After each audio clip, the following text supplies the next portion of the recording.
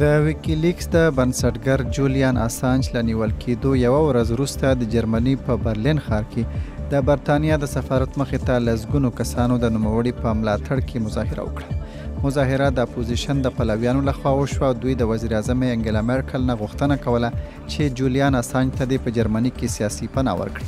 د برتانیا پولیس وایي دوی د اکوادور د سفارت له دې اعلان وروسته چې د جولیان اسانج سیاسي پناه یې ختمه کړې نوموړی نیولی دی.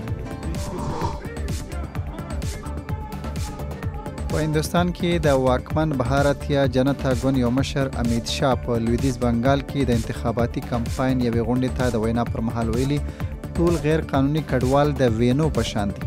د نوموړي اشاره هغو بنګالیانو لوري ته وه چې د 1901 کال د مارچ په 26مه د بنګلادیش له جوړېدو وروسته لویدیځ بنګال او آسام ته کډوال شول. د روغتیا نړیوال سازمان په دې خبره اندېښنه ښکاره کړې ده چې طالبانو په افغانستان کې تر خپل واک لاندې سیمو کې د دوی تر بل اعلانه پورې پر روغتیایي ادارو او د سره صلیب پر فعالیتونو بندیز اعلان کړی دی. د یادې ادارې ویان طارق جسارف وایي بندیز پر روغتیایي خدمتونو اغېز پرې باسلی شي.